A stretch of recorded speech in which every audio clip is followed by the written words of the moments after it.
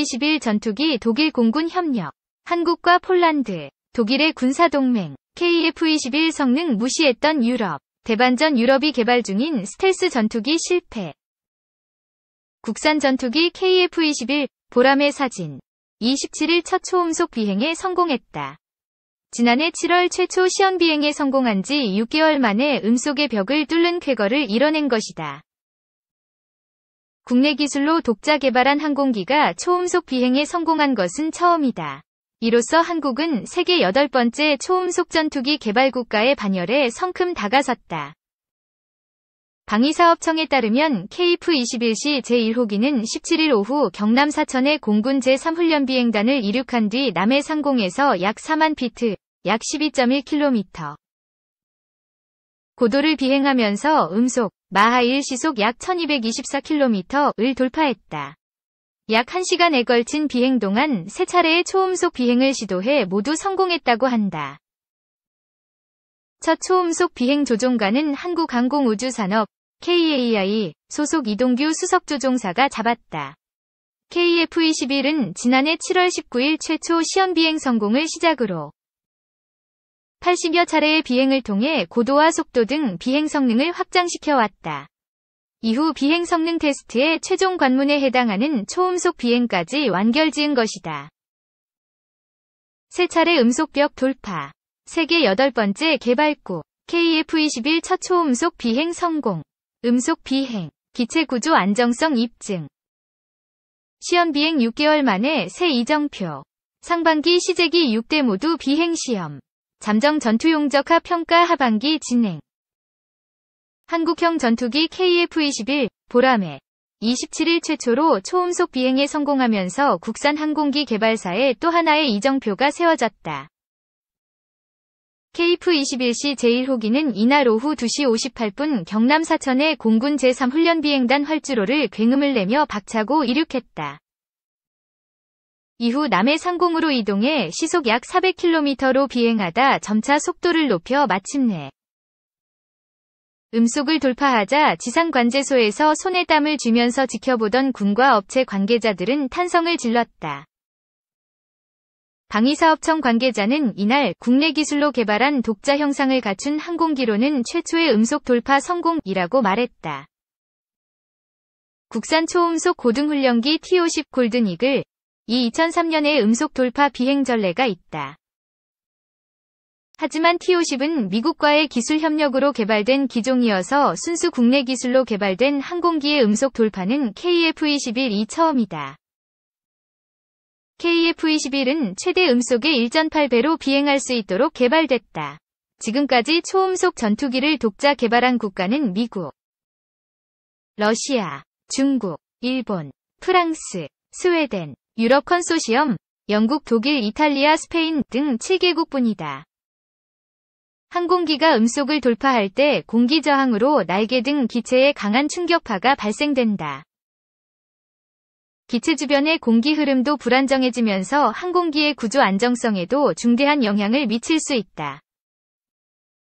노지만 방위사업청 한국형전투기사업단장은 KF-21 이 음속 돌파 시 충격파 등을 극복하고 정상 비행을 했다는 것은 기체의 구조적 안정성을 입증한 것이라고 말했다. 군은 향후 고도와 속도를 더 높여가면서 초음속 비행 구간의 안정성을 점검해 이를 KF-21 위 체계 개발에 지속적으로 반영할 계획이다. 방사청은 2026년 2월까지 6대의 시제기로 2000여 차례의 시험 비행을 완료한다는 목표로 KF-21 개발을 추진하고 있다. 앞서 이달 5일 시제 3호기도 첫 비행에 성공한 데 이어 시제 4-6호기는 지상시험과 비행시험 준비를 마친 후 올해 상반기에 순차적으로 비행시험에 나설 예정이다. 시험 비행이 순조롭게 진행될 경우 올 하반기에 잠정 전투용 적합평가도 진행할 방침이라고 방사청은 전했다. 5세대 스텔스 전투기 F-352, F-22에 근접한 4.5세대 전투기로 분류되는 KF-21은 공군의 노후 전투기 F-4, F-5를 대체하기 위해 2015년 말부터 개발이 시작됐다.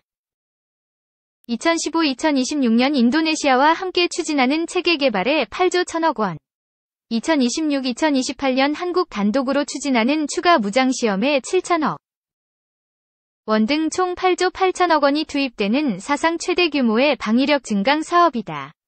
공군은 개발이 완료되면 2032년까지 120대를 도입할 계획이다. 2. 세계 8번째 초음속 전투기는 오보였다. 그럼에도 대단한 이유. 이철재의 밀담. 지난달 19일 국산 전투기인 KF-21 보라매가 최초 비행에 성공했다. 당시 모든 매체는 세계 8번째 초음속 전투기 개발이라고 소개했다. 기자 역시 그렇게 썼다. 하지만 우리나라가 세계 8번째 초음속 전투기 개발국이라는 기사. 사실일까? 란 블로그를 보고 아차 싶었다.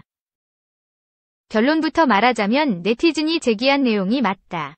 KF-21은 세계에서 8번째 초음속 전투기가 아니다. 그렇다고 KF-21의 가치가 떨어지는 것도 아니다.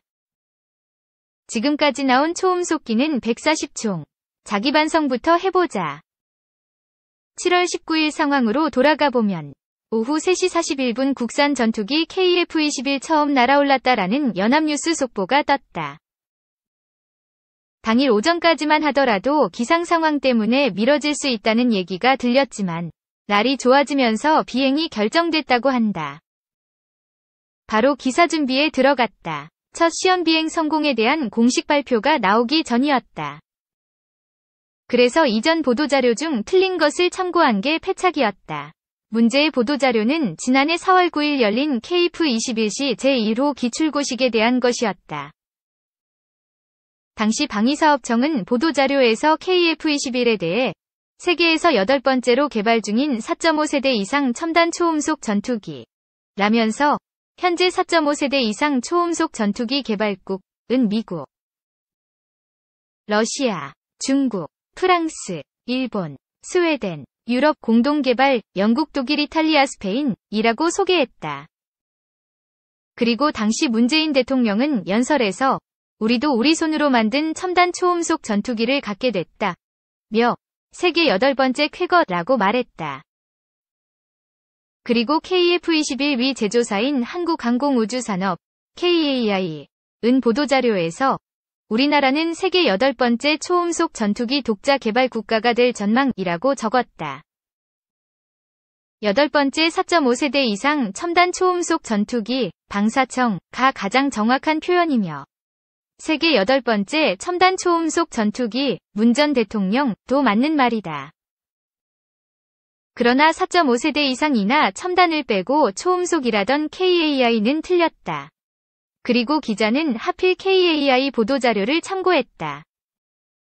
소리의 속도, 마하1는 시속 약 1224km. 보다 빨리 나는 항공기는 지금까지 140종이 나왔다. 전투기 외 공격기, 폭격기, 여객기, 정찰기, 실험기를 합한 숫자며 다른 나라의 기종을 라이선스 생산한 것도 포함됐다. 개발 국가만 하더라도 흔히 떠올릴 수 있는 미국, 러시아, 소련, 중국, 프랑스, 영국 등 강대국들 외에도 더 있다.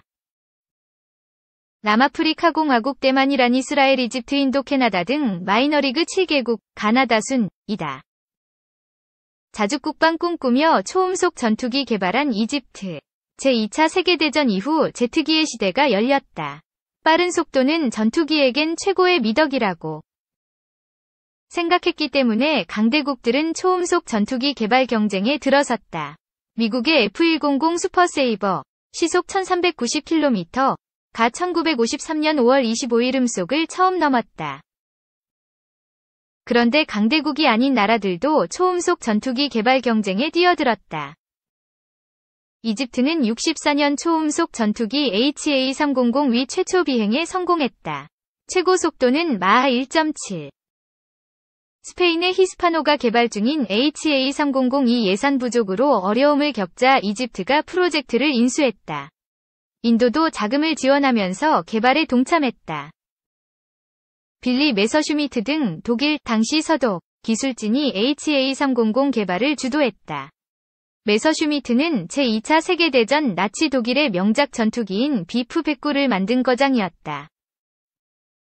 김민석 에비에이션 위크 한국 특파원은 이집트는 자주국방과 항공산업 발전이라는 목표를 갖고 초음속 전투기를 개발하려 했다고 말했다.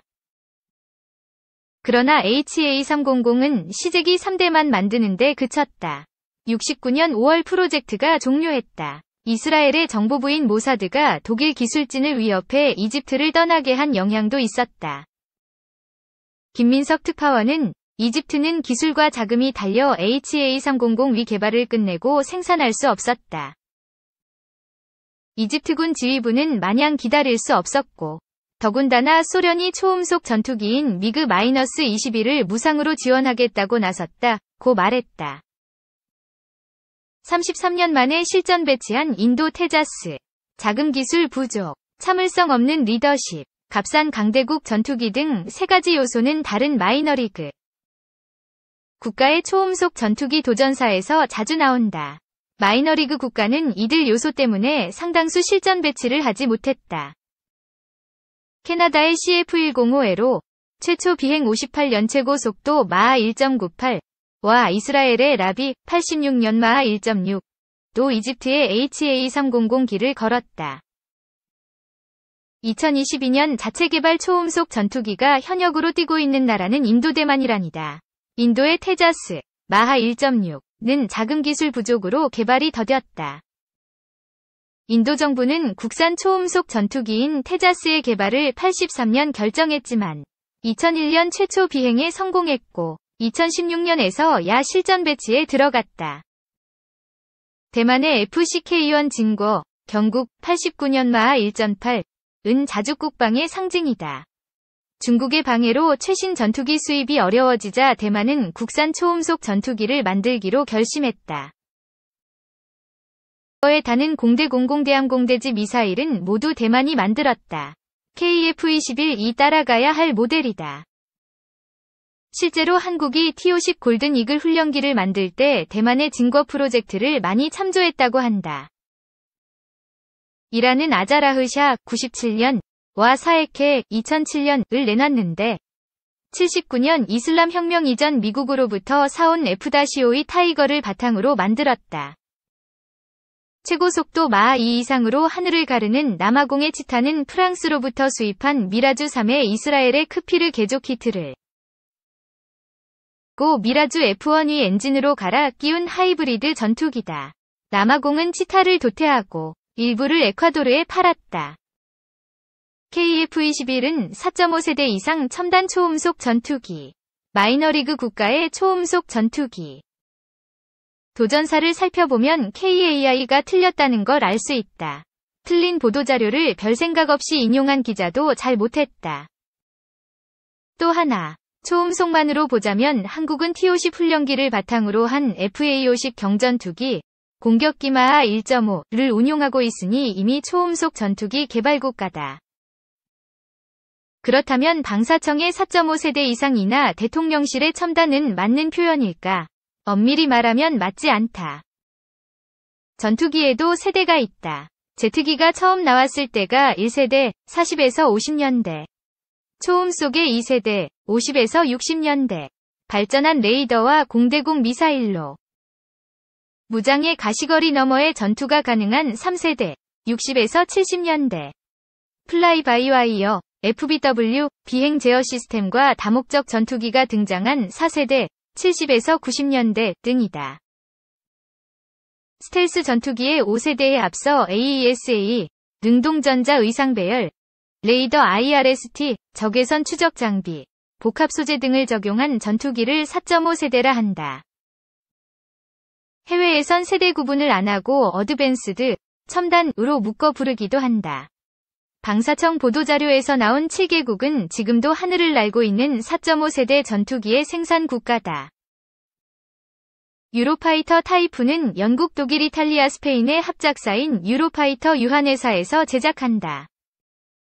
그런데 애매한 게 있다. 파키스탄 공군의 JF-17이다. 4.5세대로 인정받은 이 전투기는 중국의 청두항공기공업그룹, CAC 과 파키스탄 항공 집단, 팩이 공동으로 개발했다. 물론 중국이 주도했지만 파키스탄이 개발자인 건 사실이다. 그래서 방사청하니 대통령실 모두 100% 맞는 게 아니다. CNN 등 외신은 한국이 첨단 초음속 국가클럽에 가입했다고 전하면서 굳이 몇 번째라고 밝히진 않았다. 세계에서 8번째가 아니더라도 대단. 언제부터인가 국산 무기를 내놓으면 세계 최초라거나 세계에서 5번째라는 수식어로 포장하곤 했다. 국산 무기 개발의 의미를 높이려는 의도에서다. 세계에서 8번째라는 KF-21도 마찬가지다.